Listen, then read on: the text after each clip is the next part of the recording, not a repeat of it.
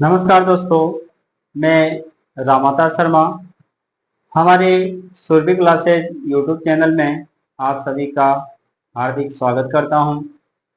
देखिए दोस्तों, हम जो समाज का टॉपिक पढ़ रहे थे तो उसके बारे में हम कुछ चर्चा परिचर्चा कर चुके थे। जैसे कि हमने सबसे पहले समास की परिभाषा समझी, उसका शाब्दिक अर्थ। उसके बाद पद की प्रधानता के आधार पर समास कितने प्रकार का होता है उसके बारे में जाना। तदुपरांत समास के सामान्य प्रकार और अवयवी भाव समास पढ़ा, उसके उदाहरणों को समझा। समास विग्रह किस प्रकार किया जाता है और किस अर्थ में किया जाता है, इसके बारे में हमने जानकारी प्राप्त की। अब अगला जो समास है दूसरा, तत्पुरुष समास, उसके बारे में हम इस वीडियो में पढ़ेंगे।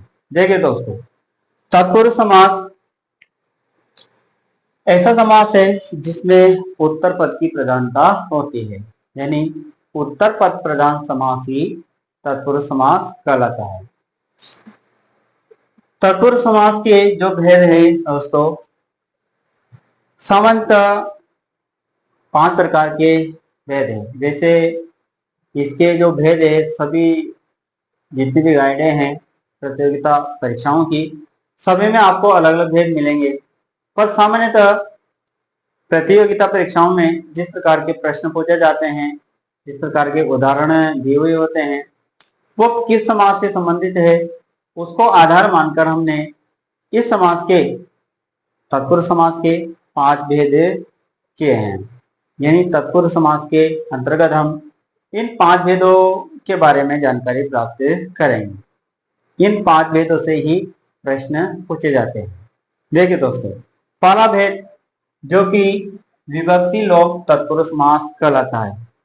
विभक्ति लोप तत्पुरुष समास, जिसे वैधिकरण तत्पुरुष समास भी कहते हैं। हमने जो संस्कृत के अनुसार तत्पुरुष समास के वर्गीकरण दिए हुए होते हैं, 2 प्रकार का तत्पुरुष समास होता है, वैधिकरण तत्पुरुष समास और समानाधिकरण तत्पुरुष समास। ऐसा हमने वहां पर पढ़ा था। तो इस विभक्ति लोप तत्पुरुष समास को ही वैधिकरण तत्पुरुष समास भी कहते हैं।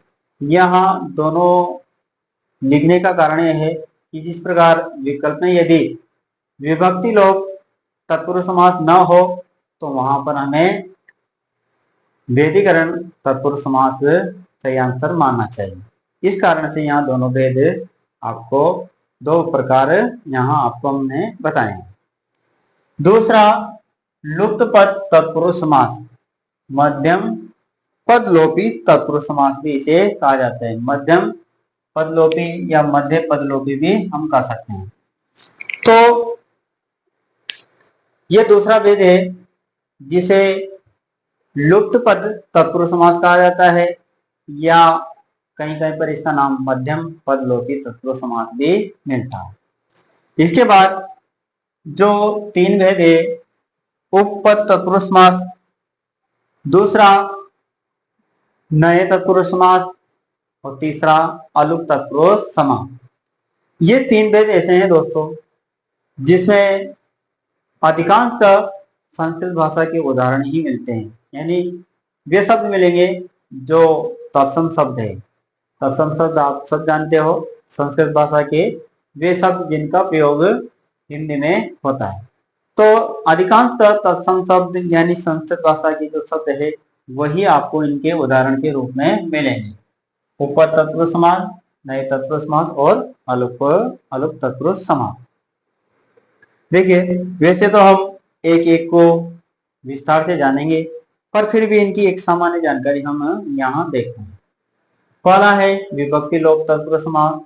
नाम से ही पता लग रहा है, विभक्ति लोप तत्पुरुष समास, अर्थात जब पूर्व पद और उत्तर पद के बीच में कोई विभक्ति चिन्ह आ रहा है और हम उसका समास विग्रह से समस्त पद बना रहे हैं, अर्थात समास विग्रह में पूर्व पद और उत्तर पद के बीच में कोई विभक्ति चिन्ह आ रहा है और समस्त पद बनाते समय यदि हम उस विभक्ति चिन्ह का लोप कर रहे हैं तो वह विभक्ति लोप तत्पुरुष समास कहलाता है। यानी बीच में विभक्ति का क्या हो जाता है, लोप हो जाता है। जो विभक्ति चिन्ह आता है, कारक चिन्ह आता है, या उसे परसर्ग भी कहा जाता है, इनका लोप हो जाता है और समस्त पद बनाया जाता है, वो विभक्ति लोप तत्पुरुष समास कहलाता है, जिसे वैदिकरण तत्पुरुष समास भी कहते हैं। अगला है लुप्त पद तत्पुरुष समास, जिसे मध्य पदलोपी या मध्यम पदलोपी तत्पुरुष समास भी कहा जाता है। इसमें क्या होता है दोस्तों, समास विग्रह में पूर्व पद और उत्तर पद के बीच में विभक्ति चिन्ह तो आते ही हैं, लेकिन उसके साथ कुछ पद भी दिए हुए होते हैं।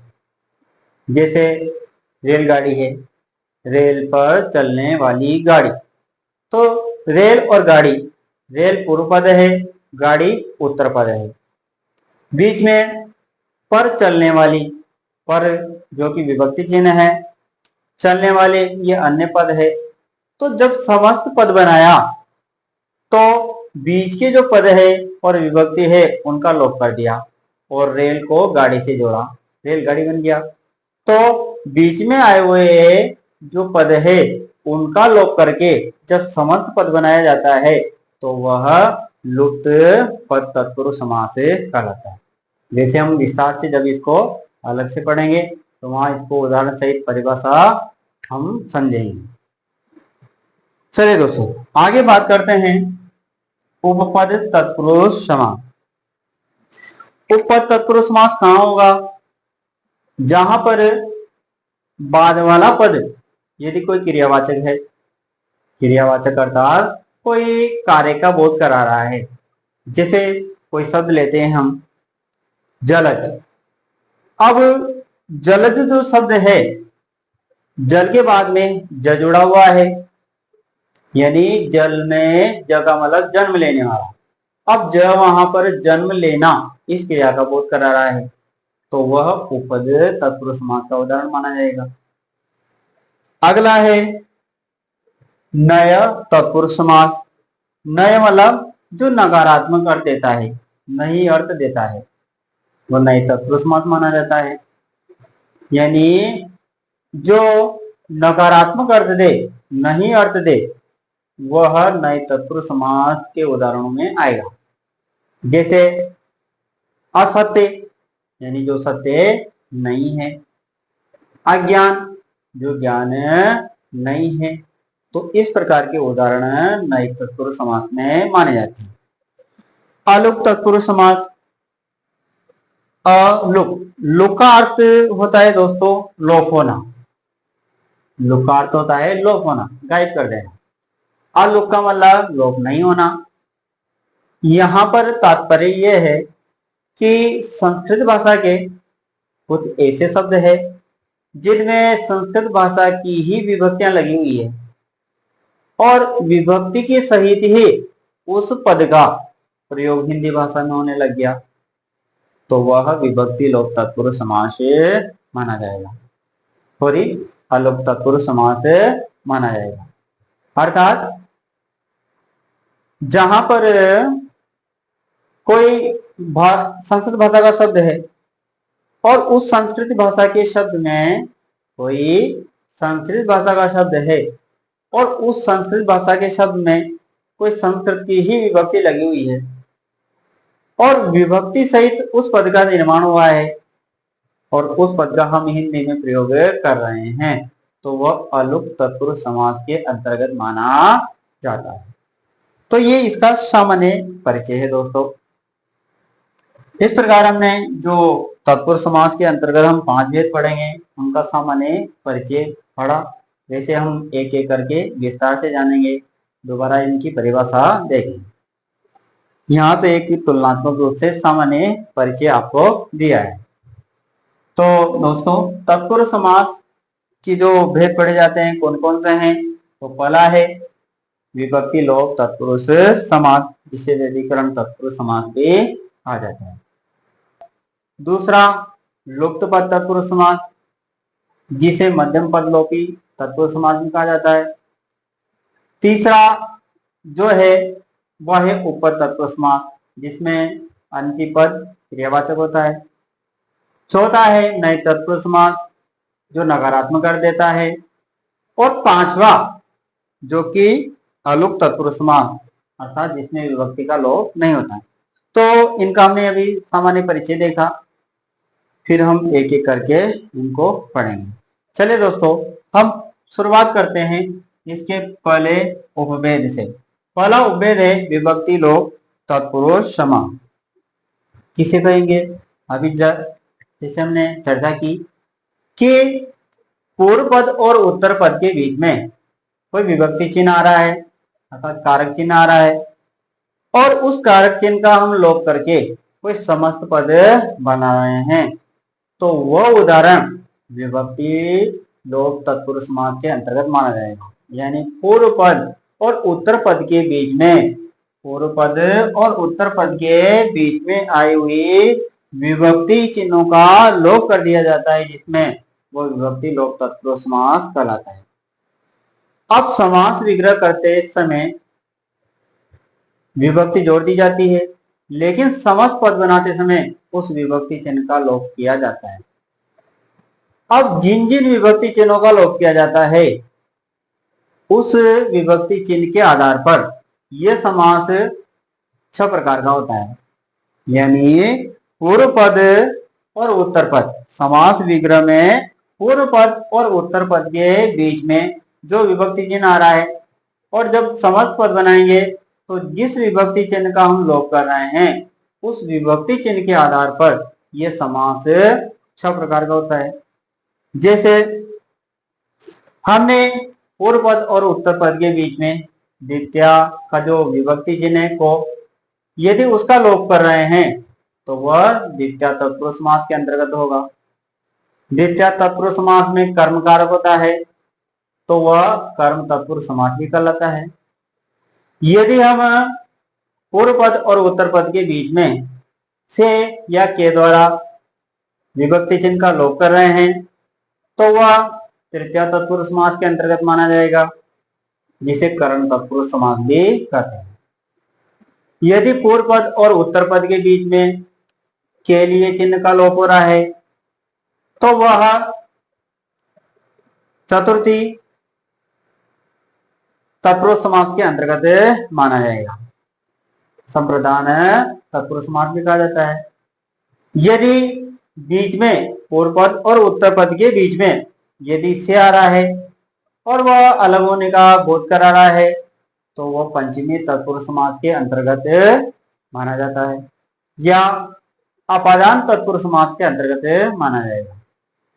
यदि पूर्व पद और उत्तर पद के बीच में का आ रहा है कि के, षष्ठी विभक्ति की पहचान है, यदि ये आ रहे हैं तो वह षष्ठी विभक्ति तत्पुरुष समास माना जाएगा, या षष्ठी तत्पुरुष समास माना जाएगा, जिसे संबंध तत्पुरुष समास भी कहते हैं। यदि पूर्व पद और उत्तर पद के बीच में आ रहा है या पर आ रहा है और उसका लोप कर दिया, तो वह सप्तमी तत्पुरुष समास के अंतर्गत माना जाएगा, या अधिकरण तत्पुरुष समास के अंतर्गत माना जाएगा। इस प्रकार इस समास के 6 भेद होते हैं। यानी विभक्ति लोप जो तत्पुरुष समास है, इसके 6 भेद होते हैं। समास विग्रह से समस्त पद बनाते समय पूर्व पद व उत्तर पद के मध्य यानी बीच में आई हुई जिन विभक्ति चिन्हों का लोप होता है, उस आधार पर यह समास 6 प्रकार का होता है। द्वितीय तत्पुरुष समास, तृतीय तत्पुरुष समास, चतुर्थी तत्पुरुष समास, पंचमी तत्पुरुष समास, षष्ठी तत्पुरुष समास और सप्तमी तत्पुरुष समास। इस प्रकार ये 6 प्रकार का होता है। हम इनके एक एक करके इनके उदाहरणों के बारे में चर्चा करेंगे। ठीक है दोस्तों, तो अब आप इसको अपनी अभ्यास पुस्तिका में उतार लीजिए, उसके बाद हम आगे बढ़ते हैं।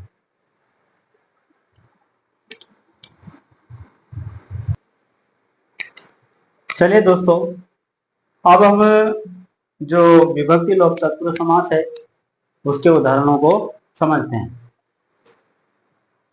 पहला है द्वितीय तत्पुरुष समास, जिसमें समास विग्रह से समस्त पद बनाएंगे तो को चिन्ह का क्या हो जाएगा, लोप हो जाएगा। या समस्त पद से समास विग्रह कर रहे हैं तो हमें समास में को जो विभक्ति चिन्ह है उसका प्रयोग करना पड़ता है।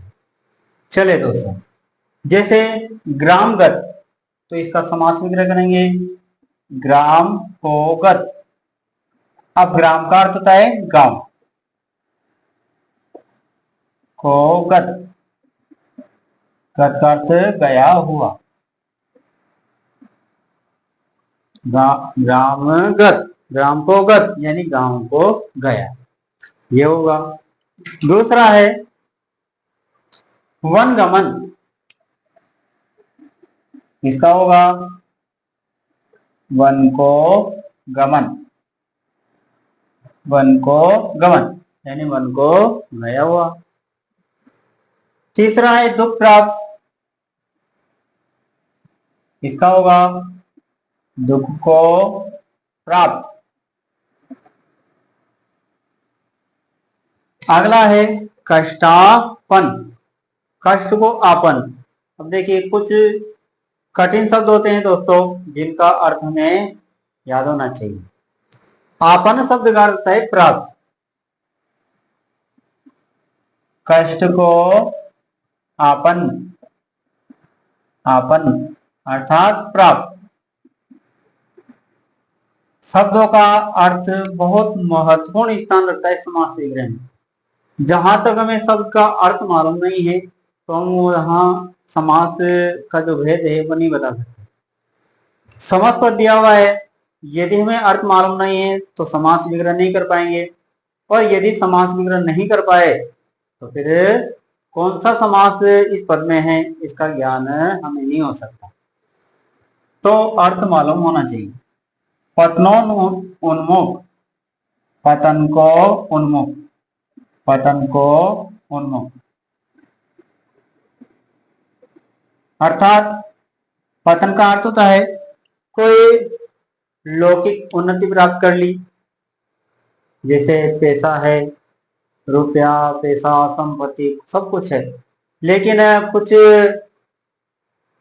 गलत शो की वजह से वह सारी संपत्ति नष्ट हो गई, तो उसे कहेंगे कि यह पतन की ओर उन्मुख हो गया। या किसी का आध्यात्मिक चरित्र अच्छा है, नैतिक चरित्र अच्छा है, और वो उस चरित्र से गिर गया तो उसे कहेंगे पतनोन उन्मुख यानी पतन की ओर चला गया। अगला है चिड़ीमार, इसका होगा दोस्तों चिड़ी को मारने वाला, चिड़ी को मारने वाला, चिड़ी अर्थात चिड़िया। जेब कतरा, जेब को कतरने वाला, जेब को कतरने वाला, जेब कतरा कहलाता है। अगला है कटफोड़, कट अर्थात काट, काट शब्द का अर्थ होता है लकड़ी, काट का अर्थ होगा दोस्तों लकड़ी, काट को फोड़ने वाला, फोड़ने वाला यानी एक पक्षी विशेष है, एक पक्षी होता है कटफोड़, कटफोड़ा जिसे कहते हैं, जैसे संस्कृत नाम उसका काष्ठकूट है। तो कटफोड़ा जो लकड़ी के अंदर यानी पेड़ पर छेद कर देता है वो कटफोड़ा कहलाता है। मुंह तोड़, मुंह को तोड़ने वाला, तोड़ने वाला। अब यहां पर थोड़ा अलग भाव निकलेगा, मुंह तोड़ एक सामान्य अर्थ नहीं निकलेगा, यानी मुंह को तोड़ने वाला नहीं है। मुंह तोड़ का मतलब एक जो उत्तर होता है, जवाब होता है, उसका एक विशेषण शब्द है ये मुंह तोड़, यानी सामने वाले को ऐसा उत्तर दिया, ऐसा मुंह तोड़ जवाब दिया कि वह उसका प्रति उत्तर नहीं दे सका, या कोई प्रति उत्तर में कोई ऐसा आचरण नहीं कर पाया, तो वह मुंह तोड़ कहलाता है। पद प्राप्त, पद को प्राप्त, कोई विशेष पद है उसे प्राप्त कर रहा है तो वो पद प्राप्त कहलाएगा। स्वर्ग प्राप्त, स्वर्ग को प्राप्त, स्वर्ग को प्राप्त। गगनचुंबी, गगन अर्थात आकाश को, चुंबी चूमने वाला, चूमने वाला, यानी एक विशेषण के रूप में है। आगे बढ़ते हैं। अगला है तृतीय तत्पुरुष समास। इसमें समस्त पद से समास विग्रह बनाएंगे तो से या के द्वारा विभक्ति चिन्ह का प्रयोग करेंगे। समास विग्रह से समस्त पद बनाएंगे तो से या के द्वारा जो विभक्ति चिन्ह है उनका लोप कर देंगे। देखिए दोस्तों, जैसे पहला है रत्न जड़ित, अर्थात रत्नों से जड़ित, रत्नों से जड़ित। ये भी एक विशेषण शब्द है दोस्तों, रत्नों से जड़ित, रत्न जड़ित। जैसे सिंहासन है, रत्न जड़ित सिंहासन है। गुण युक्त, गुणों से युक्त, गुणों से युक्त, गुणों से युक्त। तुलसीकृत, तुलसी द्वारा कृत या रचित भी कर सकते हैं। जैसे रामचरितमानस है तो किसी रामचरितमानस तुलसीकृत रामचरितमानस, यानी जिसकी रचना तुलसीदास जी ने की है, तुलसीकृत कहलाएगा। हस्तलिखित, हस्त यानी हाथ से लिखित, हाथ से लिखित, हस्तलिखित कहलाएगा। जैसे कोई पत्र होता है, ये भी विशेषण है, हस्तलिखित पत्र है, हाथ से लिखा हुआ पत्र है। मेघाच्छादित, मेघों से आच्छादित, मेघों से आच्छादित अर्थात मेघों से ढका हुआ। जैसे आसमान है, मेघों से ढका हुआ है, बादलों से ढका हुआ है, तो हम कह सकते हैं मेघाच्छादित गगन है आकाश से। जलावृत, जल से आवृत, जल से आवृत, जलावृत कहलाएगा। यानी चारों तरफ बाढ़ की स्थिति आ जाती है तो उसे जलावृत कहा जाता है। ईश्वर प्रदत्त,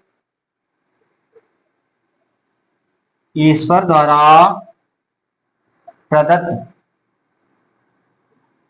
ईश्वर द्वारा प्रदत्त यानी ईश्वर द्वारा प्रदान किया गया। मन माना, मन से माना, यानी ये व्यवहार शब्द का विशेषण होता है। व्यवहार कर रहा है, कैसा व्यवहार कर रहा है? मन माना व्यवहार कर रहा है, यानी जो मन में आ रहा है उसी प्रकार का व्यवहार कर रहा है, तो वो क्या कहलाएगा? मन माना व्यवहार कहलाएगा। मन माना व्यवहार। शोकातुर, शोक से आतुर, आतुर शब्द का दोस्तों यहां अर्थ है परेशान, परेशान यानी शोक यानी दुख, दुख से क्या है? परेशान है, तो उसे शोकातुर कहा जाएगा। शोकाकुल, शोक से आकुल, आकुल का अर्थ व्याकुल, वही अर्थ निकलेगा दोस्तों परेशान। शोक से आकुल है शोकाकुल परिवार, यानी शोक से दुख से व्याकुल परिवार है, दुख से परेशान परिवार है। बाढ़ पीड़ित, बाढ़ से पीड़ित, बाढ़ से पीड़ित, बाढ़ पीड़ित कहलाएगा। रोगग्रस्त, रोग से ग्रस्त, रोगों से ग्रस्त भी हो सकता है, क्योंकि बहुत से ऐसे हैं जो बहुत सारे रोगों से ग्रसित होते हैं, या कोई एक से तो रोगग्रस्त है ना, रोग से ग्रस्त। तो तृतीय तत्पुरुष समास में यदि हम समास विग्रह करेंगे तो से या के द्वारा के चिन्ह नहीं लगाएं तो द्वारा का भी प्रयोग हो सकता है, तो ये तृतीय तत्पुरुष समास कहा जाता है। अगला हम चतुर्थी तत्पुरुष समास पढ़ेंगे। अब आप इसको अपनी अभ्यास पुस्तिका में उतार लीजिए।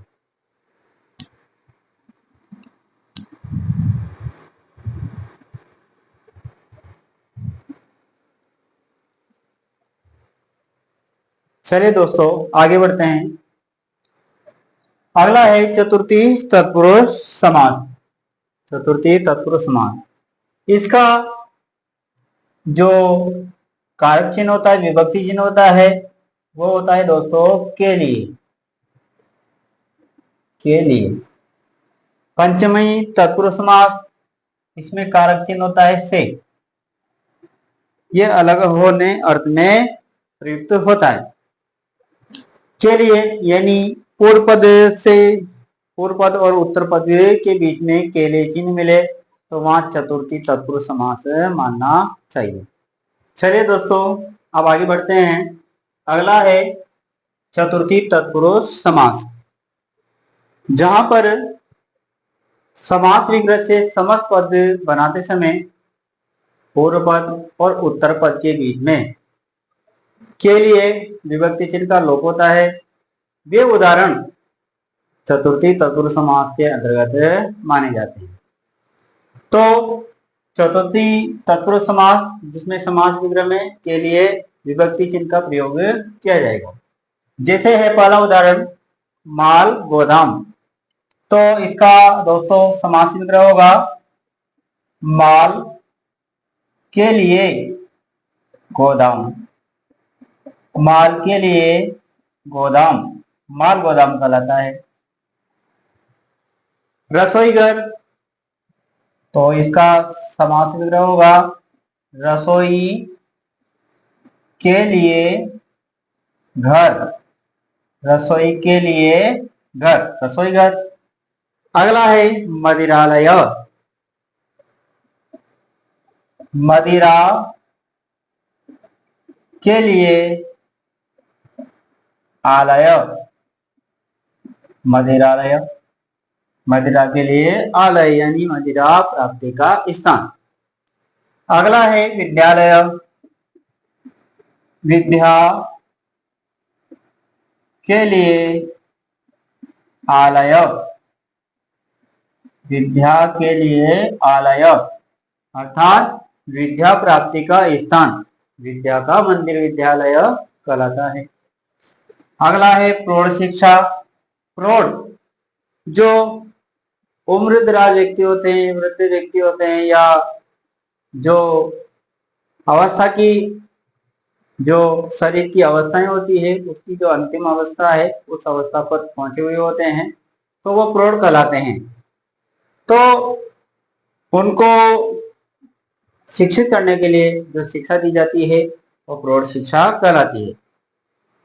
तो प्रौढ़ों के लिए शिक्षा, इसका समास विग्रह होगा दोस्तों प्रौढ़ों के लिए शिक्षा। प्रौढ़ों के लिए शिक्षा, प्रौढ़ शिक्षा। अगला है पशु बलि। एक ऐसा शब्द है दोस्तों जिस पर विशेष ध्यान रखने की आवश्यकता है। इसका जब समास विग्रह करेंगे तो पूर्व पद का प्रयोग बाद में होगा, उत्तर पद का प्रयोग पहले होगा, क्योंकि अर्थ ही उसी दृष्टि से है। यहाँ पर पशु के लिए बलि नहीं है, क्योंकि पशु को कोई बलि नहीं दी जाती। पशु के लिए कोई बलि नहीं दी जाती, जबकि पशु की बलि दी जाती है। यानी हमारी जो प्राचीन परंपरा रही थी कि पशुओं की बलि दी जाती है, निकृष्ट कार्य था जो कि अब बंद हो गया है।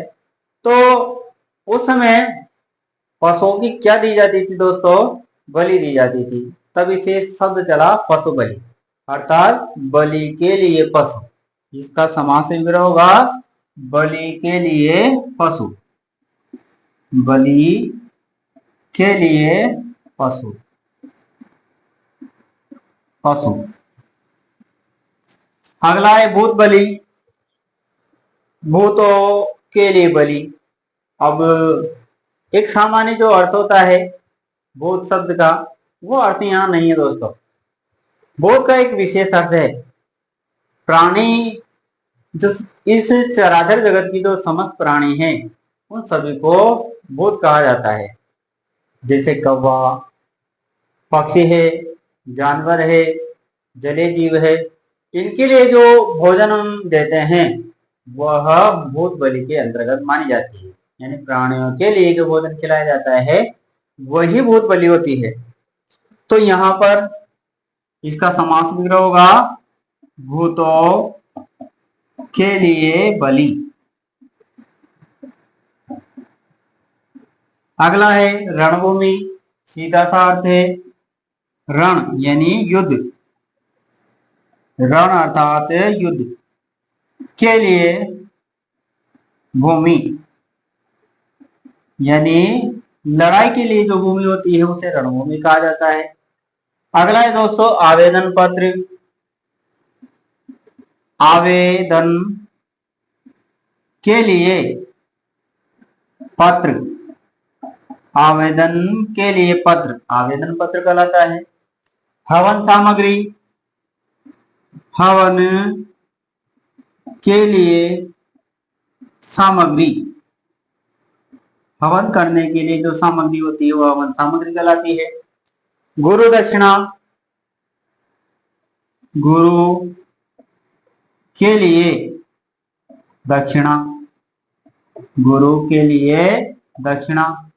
प्राचीन परंपरा में गुरुकुलों में शिक्षा दी जाती थी, तो शिक्षा की पूर्णता पर जो शिष्य होता था वो गुरु के लिए अन्न आदि दक्षिणा देता था, वो गुरु दक्षिणा कहलाती थी। देश प्रेम, देश के लिए प्रेम, देश के लिए प्रेम, देश प्रेम होगा। देवालय, सीधा सा समास विग्रह है देवों के लिए, देवों के लिए आलय, यानी जहां देवता निवास करते हैं ऐसा स्थान, मंदिर देवालय कहलाता है। तो इस प्रकार चतुर्थी तत्पुरुष समास का विग्रह किया जाएगा, उसके उदाहरणों का विग्रह किया जाएगा। प्रश्न आप जानते हो कि समास विग्रह से संबंधित भी पूछे जाते हैं, समास पद से संबंधित भी पूछे जाते हैं, या दोनों में से कोई देकर और समास का नाम भी पूछ लेता है। तो समग्र रूप से हमें तैयार रहना चाहिए। आगे देखिए दोस्तों, अगला है पंचमी तत्पुरुष समास। इसका जो चिन्ह होता है वो से होता है, लेकिन ये से तृतीय विभक्ति में भी आता है। दोनों में क्या अंतर है देखिए दोस्तों, वो तो कारण अर्थ में आता है, साधन अर्थ में आता है, जबकि यह जो से है ये अलग होने अर्थ में आता है। तो जहां समस्त पद के रूप में ऐसे शब्द आ रहे हैं जहां पूर्व पद से उत्तर पद या उत्तर पद से पूर्व पद अलग हो रहा हो, या जो पंचमी विभक्ति के कारक होते हैं, विशेष नियम होते हैं, उनके अंतर्गत कोई शब्द बन रहा हो, तो वह सब उदाहरण पंचमी तत्पुरुष के अंतर्गत रखे जाएंगे। जैसे देखिए दोस्तों, पहला है पथ भ्रष्ट, पथ यानी रास्ता, पथ से भ्रष्ट अर्थात भटका हुआ, भटका हुआ, पथ भ्रष्ट कहलाएगा। रोग मुक्त, रोगों से मुक्त, रोगों से मुक्त, रोग मुक्त कहलाएगा। यानी रोग उससे क्या हो गए हैं, दूर हो गए हैं, अलग हो गए हैं, वो रास्ते से अलग हो गया, इसलिए पथभ्रष्ट होगा। पदच्युत, पद से च्युत, पद से च्युत, च्युत का अर्थ होता है दोस्तों हटना, गिरना। गिरना या हटना। यानी किसी कारणवश किसी को उसके पद से हटा दिया जाता है तो वो पदच्युत कहलाता है। तो पद से क्या हो गया दोस्तों, अलग हो गया। पदोन्नति, पद से उन्नति, पद से उन्नति। यानी वो किसी पद पे था, अब उसका प्रमोशन हो गया, वो आगे के बड़े पद पर चला गया, तो उसे पहले वाला पद क्या करना पड़ेगा, छोड़ना पड़ेगा। तो उस पद को छोड़ देता है, इस कारण से ये पदोन्नति शब्द पंचमी तत्पुरुष में आएगा। मार्ग भ्रष्ट, मार्ग से भ्रष्ट अर्थात भटका हुआ, भटका हुआ, मार्ग भ्रष्ट कहलाएगा। सेवा निवृत्त, सेवा से निवृत्त, सेवा से निवृत्त, सेवा से निवृत्त अर्थात कोई किसी सेवा में है, सरकारी सेवा में है, और जब उसका समय पूर्ण हो जाता है, जैसे उसकी एक निश्चित अवधि होती है, तो वो जब उस पद को छोड़ देता है अवधि होने के बाद, तो वो सेवानिवृत्ति कराती है। तो सेवा से क्या हो गया, वो दूर हो गया है, इसलिए सेवा निवृत्ति कहलाएगा। स्वर्ग पतित, स्वर्ग से पतित, स्वर्ग से पतित, पतित अर्थ, पतित का मतलब गिरना। यानी यूं कहते हैं कि पुण्य करने के बाद व्यक्ति को स्वर्ग की प्राप्ति होती है, तत्पश्चात जब उसके पुण्य क्षीण हो जाते हैं तो वह स्वर्ग से वापिस धरती लोक पर आ जाता है, तो वह स्वर्ग पतित कहलाता है। तो स्वर्ग से दोस्तों क्या हो गया, वो अलग। धर्म विमुख, धर्म से विमुख, यानी धर्म के रास्ते से हट गया है, अलग हो गया है, धर्म विमुख कहलाएगा। नेत्रहीन, नेत्रों से हीन अर्थात उसके शरीर में अब नेत्र नहीं रहे, नेत्र उससे दूर हो गए हैं, इसलिए वह नेत्रहीन कहलाएगा। भय मुक्त, भय से मुक्त, यानी डर उसके अंदर से निकल गया, दूर हो गया, इसलिए भय मुक्त कहलाएगा। भयभीत, भय से भीत अर्थात डरा हुआ, डरा हुआ। अब यहां पर दोस्तों अलग होने का भाव तो प्रकट नहीं हो रहा, पर हम याद है आपने आपने कारक पढ़े होंगे, वहां आता है कि भय आदि अर्थ प्रकट होने पर जिससे भय करता है वहां पंचमी विभक्ति का प्रयोग होता है, ऐसा नियम है। तो भयभीत भी किसमें माना जाएगा, कारकों के अनुसार पंचमी तत्पुरुष समास माना जाएगा। चरित्रहीन, चरित्र से हीन, रहित, यानी जिसने अपना चरित्र खो दिया है, चरित्र उससे दूर चला गया है, चरित्रहीन कहलाएगा। स्थानच्युत, स्थान से च्युत, स्थान से च्युत, यानी स्थान से क्या हो गया है, हट गया है, स्थानच्युत यानी हटना। अगला है गुणहीन, गुणों से हीन, गुणों से हीन अर्थात उसके अंदर कोई गुण नहीं रहे, तो गुणों से क्या हो गया दोस्तों, वह हीन हो गया, गुण उससे दूर हो गए। तो इस प्रकार ये पंचमी तत्पुरुष समास के उदाहरण हैं,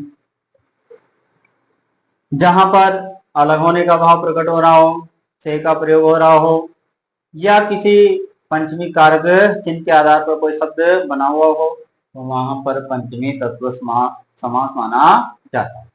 ठीक है दोस्तों, अगला हम षष्ठी तत्पुरुष समास पढ़ेंगे। चलिए अब आप अपने अभ्यास पुस्तिका में से उतार लीजिए।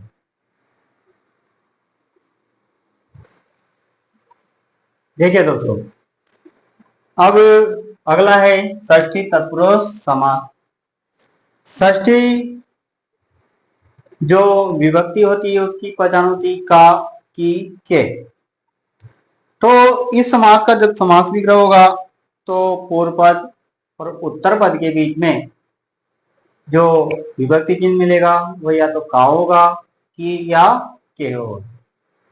देखिए, जैसे पढ़ा है मंत्री परिषद, तो मंत्रियों की परिषद, मंत्रियों की परिषद, यानी एक मंत्री की परिषद नहीं हो सकती, बहुत सारे मंत्री मिलेंगे तब जाके क्या बनेगी, परिषद। तो मंत्रियों की परिषद होगी। मंत्रियों के लिए परिषद नहीं होती, बहुत से कंफ्यूजन में रहते हैं। मंत्रियों की परिषद होती है मंत्री परिषद। राजमाता, राजा की माता राजमाता कहलाती है। राजपुत्र है राजा का पुत्र। पर्णशाला, पर्णों अर्थात पत्तों की शाला, यानी घर। जैसे जंगल में निवास करते थे ऋषि मुनि, तो पर्णशाला बनाया करते थे, पत्तों की शाला, घर बनाया करते थे, उसे पर्णशाला कहा जाता है। देशभक्त, देश का भक्त, देश का भक्त। यदि दोस्तों इसकी स्थान पर देख भक्ति शब्द लें तो वह षष्ठी तत्पुरुष समास का उदाहरण नहीं है, वह चतुर्थी विभक्ति चतुर्थी तत्पुरुष समास का उदाहरण है। देश के लिए भक्ति देशभक्ति कहलाती है, जबकि देश का भक्त देशभक्त कहलाएगा। तो दोनों में अंतर है। चरित्र चित्रण, चरित्र का चित्रण, चरित्र का चित्रण चरित्र चित्रण कहलाता है। सेनापति, सेना का पति अर्थात स्वामी, नेतृत्व करता, सेनापति कहलाएगा। सभापति, सभा का पति अर्थात नेतृत्व करने वाला, लीडर। कोषाध्यक्ष, कोष अर्थात खजाने का अध्यक्ष, खजाने का अध्यक्ष, कोष का अध्यक्ष कोषाध्यक्ष कहलाता है। सूर्य पुत्र, सूर्य का पुत्र सूर्य पुत्र कहलाएगा। अगला है गंगा जल, गंगा का जल, गंगा जल कहलाता है। मतदाता, मत का दाता अर्थात जब चुनाव होते हैं तो हम अपना मत देते हैं, इसलिए हम क्या कहलाते हैं, मतदाता, यानी मत का दाता, मत देने वाला। कन्यादान, कन्या का दान। इस शब्द में भी बड़े संशय में आ जाते हैं कि कन्या के लिए दान होता है कि कन्या का दान होता है। तो देखिए दोस्तों, कन्या दान किया जाता है, यानी कन्या का दान किया जाता है, कन्या के लिए दान नहीं किया जाता। अपनी पुत्री को किसी सुयोग्य वर को दिया जाता है तो वह कन्या दान कहलाता है, कन्या का दान कहलाता है, न कि कन्या के लिए दान। अमृत धारा, अमृत की धारा, अमृत की धारा, अमृत धारा कहलाएगी। तो इस प्रकार ये षष्ठी तत्पुरुष समास के उदाहरण हैं। अगला सप्तमी तत्पुरुष समास। यहाँ पर समास विग्रह करते समय पूर्व पद और उत्तर पद के बीच में या तो में आएगा या पर का प्रयोग होगा। जैसे कार्य कुशल, कार्य में कुशल, कार्य में कुशल, कार्य में कुशल। जलमग्न, जल में मग्न, जल में मग्न अर्थात डूबा हुआ, जल के अंदर है। आप बीती, आप अर्थात स्वयं, स्वयं पर बीती, स्वयं पर बीती यानी आप पर बीती, आप बीती का लगा है। नर्क पतित, नर्क में पतित, नर्क में पतित। देखिए दोस्तों, जैसे कि हमने पहले एक शब्द पढ़ा स्वर्ग पतित, स्वर्ग एक ऊंचा स्थान माना जाता है, तो वहां से नीचे गिरेगा, जबकि नर्क सबसे निकृष्ट स्थान होता है, सबसे नीचा स्थान होता है, तो उससे कोई गिरेगा नहीं, जो भी गिरेगा नरक में गिरेगा। इसलिए यहाँ पर नरक पतित का हुआ, नरक में पतित, नरक में गिरा हुआ। लोकप्रिय, लोक अर्थात संसार में प्रिय, में प्रिय, जैसे कोई नेता होता है लोकप्रिय नेता, यानी वह संसार में फेमस है, सभी उसको पसंद करते हैं, सभी का वो प्रिय है। वाहन आरूढ़, वाहन पर आरूढ़ अर्थात वाहन पर बैठा हुआ, वाहन आरूढ़ का लाएगा। कवि पुंगव, कवियों में श्रेष्ठ, कवियों में श्रेष्ठ, कवि पुंगव कहलाता है। यहाँ इस शब्द का अर्थ जरूर याद रखिएगा दोस्तों। कवि तो सभी को पता है, लेकिन पुंगव, पुंगव शब्द का अर्थ होता है श्रेष्ठ, कवियों में श्रेष्ठ। धर्मरथ, धर्म में रथ, धर्म में लगा हुआ, धर्म में रथ का अर्थ है धर्म में लगा हुआ, लगा हुआ। गृह प्रवेश, गृह अर्थात घर में प्रवेश, घर में प्रवेश, गृह प्रवेश कहलाएगा।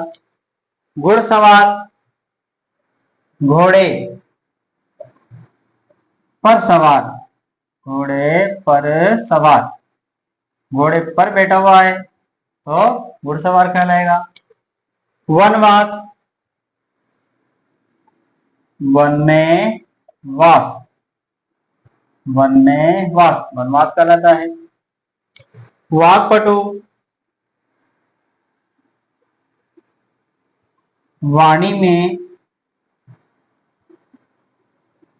वाणी में चतुर, वाणी में पटु अर्थात चतुर, जो बोलने में चतुर है वो वाक्पटु कहलाता है। अगला है ध्यान मग्न,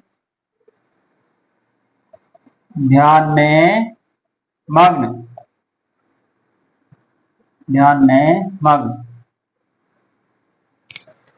सिर दर्द, सिर में दर्द, सिर में दर्द, सिर दर्द कहलाता है।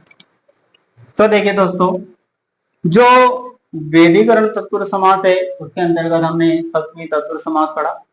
इसमें समास विग्रह में आपको में और पर विभक्ति चिन्ह का प्रयोग करना है, और जब समास विग्रह से समस्त पद बनाए तो में और पर का लोप कर देना है।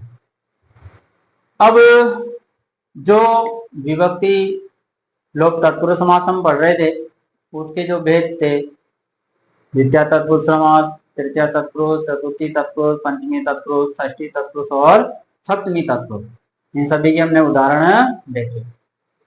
आगे लुप्त पद तत्पुरुष समास, अलुप्त तत्पुरुष, नए तत्पुरुष, उपपद तत्पुरुष, इनके बारे में भी हम जानकारी प्राप्त करेंगे। तो देखिए दोस्तों, ये जो समास है, इन समासों में सबसे ज्यादा यदि प्रश्न बनने का चांस होता है तो वह वेदीकरण तत्पुरुष समास ही है, यानी विभक्ति लोप तत्पुरुष समास है। अधिकांशतः यदि उदाहरण से संबंधित कोई प्रश्न बनता है तो वह यहाँ से अधिक बनने की संभावना होती है। वैसे तो हर समास हमारे लिए महत्वपूर्ण है, पर फिर भी हम औसत निकालें तो इस समास से अधिक प्रश्न बनते हैं। तो इनके उदाहरणों को आप अच्छी तरह देखें। समास विग्रह के लिए हमें शब्द का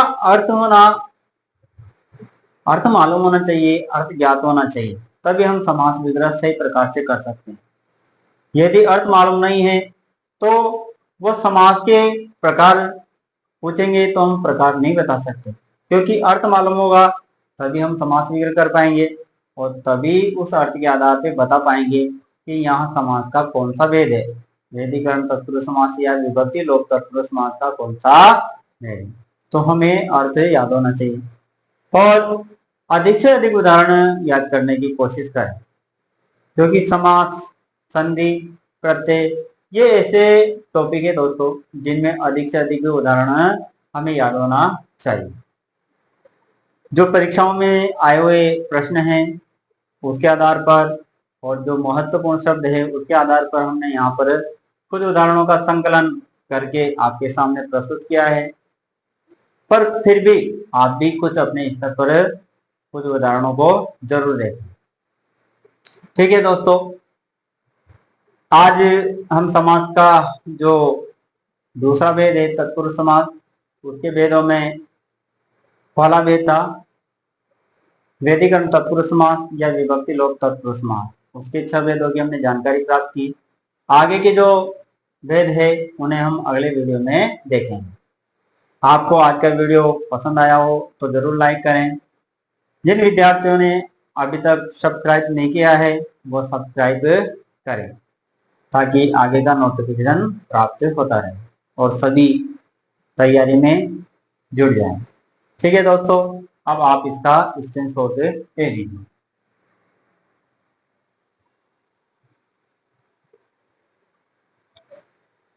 अब हम जो अगला वीडियो आएगा उसमें हम लुप्त पद तत्पुरुष समास, अलुप्त तत्पुरुष समास, नए तत्पुरुष समास और उपपद तत्पुरुष समास के बारे में चर्चा करें।